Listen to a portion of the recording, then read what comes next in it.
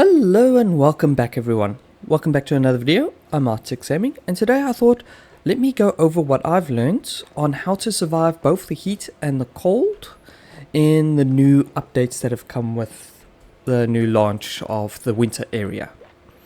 Now I'm going to go over from basic to the more advanced side just to make it easier for everyone. So I'll start with the very simplest thing that you can do when you basically start the game. The first, of course, is building yourself a campsite. You click T, you can build yourself a campsite. Of course, I'm not going to build one here, but when you build one, not only does it give you 5 degrees to your warmth, that's the lovely little heat meter there, I'll just do it here. It gets 5 degrees to here, allowing you to either survive in the cold, well, actually only to survive in the cold, really, because you don't need it in the hot area. The other way you can also warm yourself up if you're in the cold area, especially in the beginning, is building yourself a torch. It will help increase your temperature, as you can see there, by 5 degrees. Also it raises the enemy temperature by 20 degrees, but that's not too much to worry about. That is another thing you can do, especially in the beginning.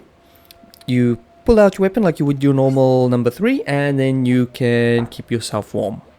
But I'm not too worried because I've already gone past that quite a bit. Your next step is actually going to be under cooking. Now the nice thing is there's tons of ingredients and recipes that you can get, especially as you upgrade. Now I haven't done everything. I clicked on the wrong one, that one.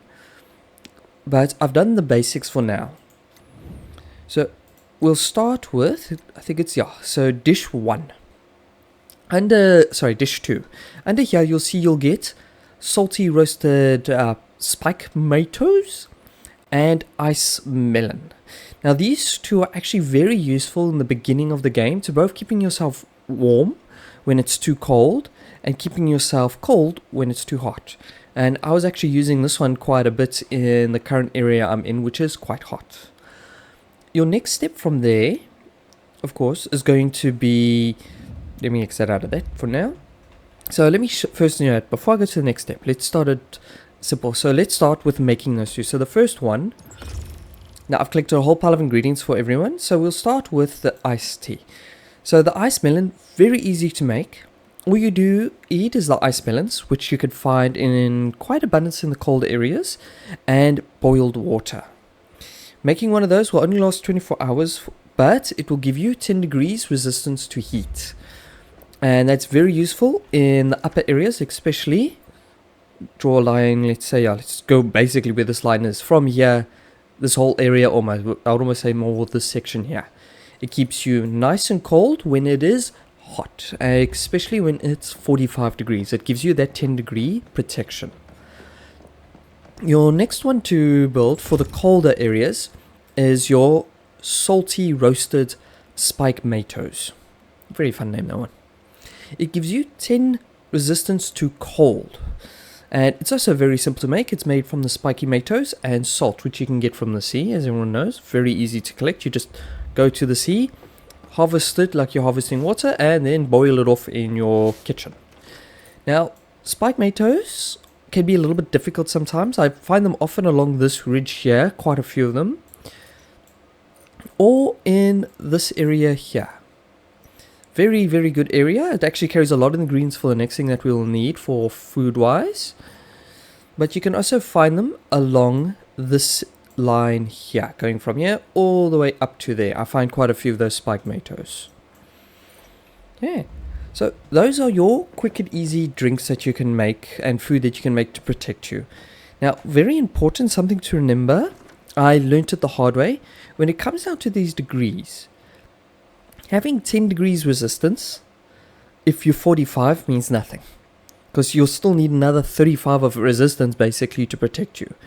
Now, on average, the way the game is set up, you can handle temperature ranging from -5 to about 30, without your character overheating too much or getting too cold.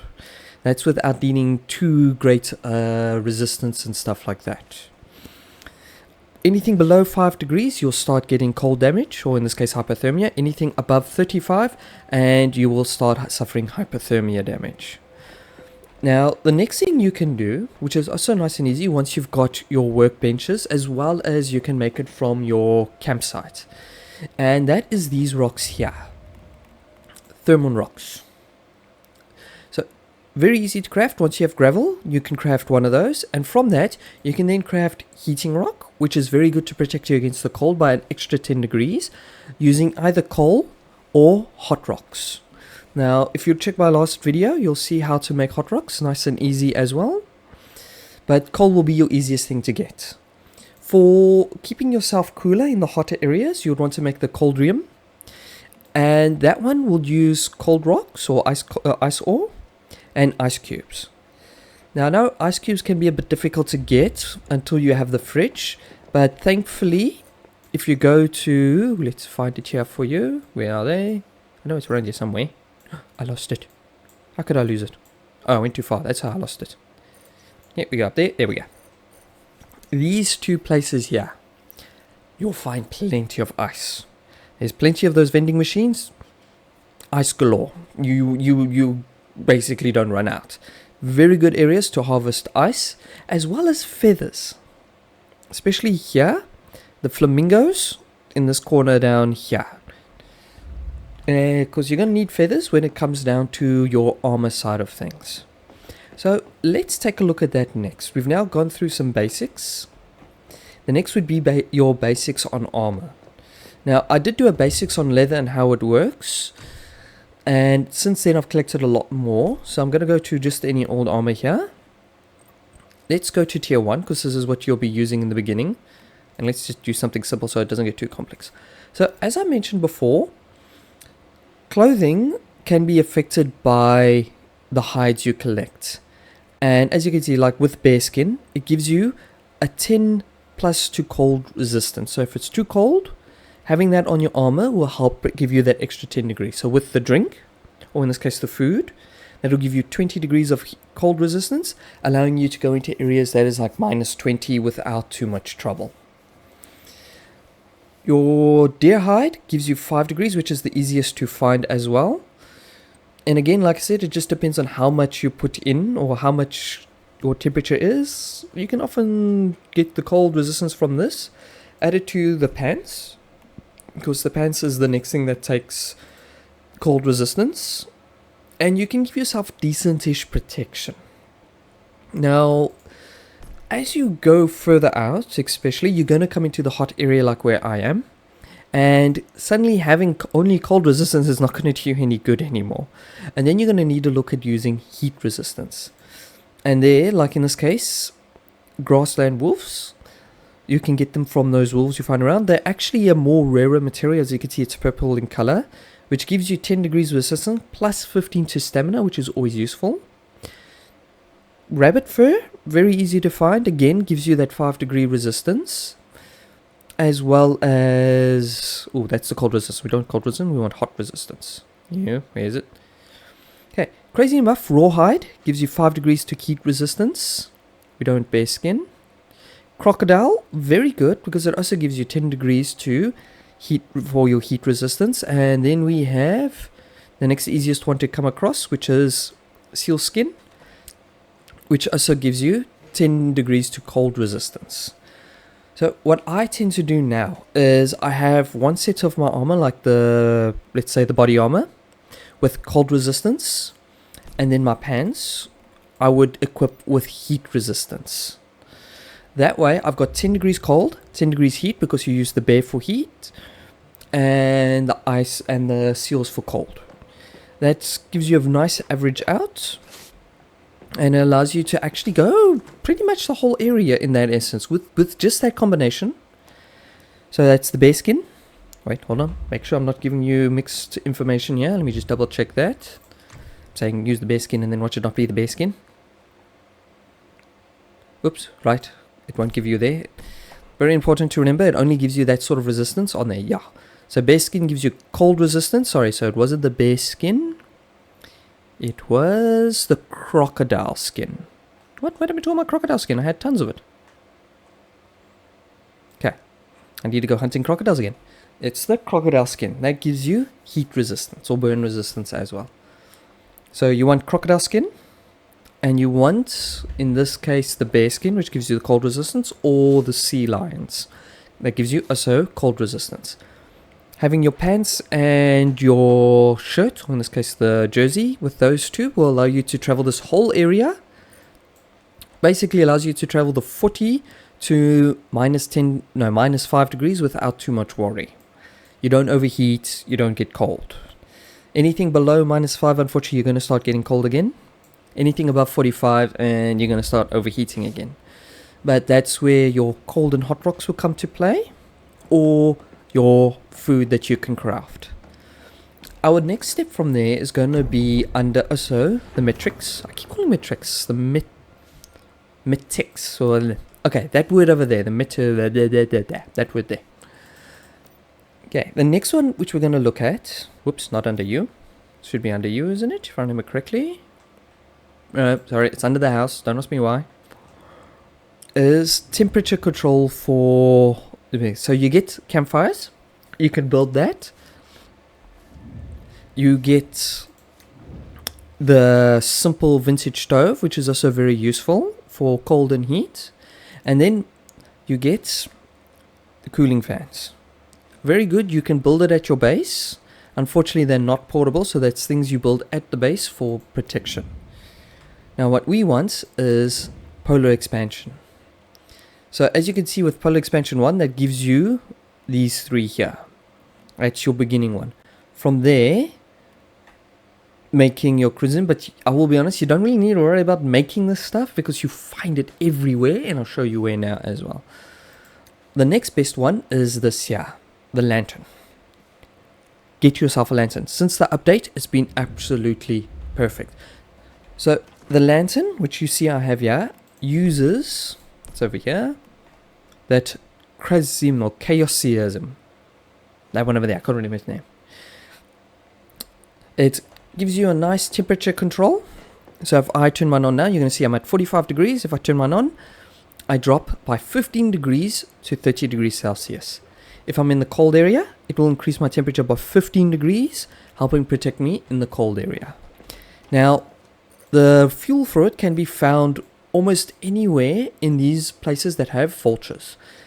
And the ones you actually want to go after, we'll take a shortcut quickly for now. Oh, someone's bought the house there. I'll show you that quickly. So the ones you want to go after for that resource.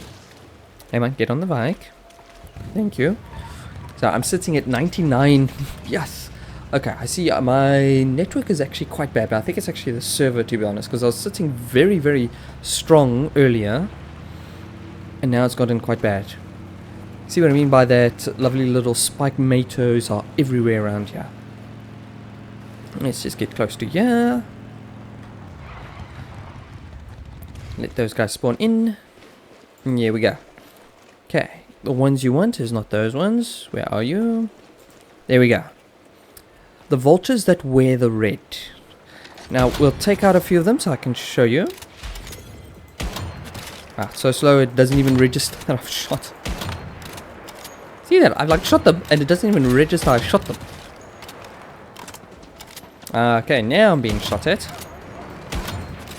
Those are headshots. Where are you? Get you down. Because there's actually 2 things I want to show you in this area.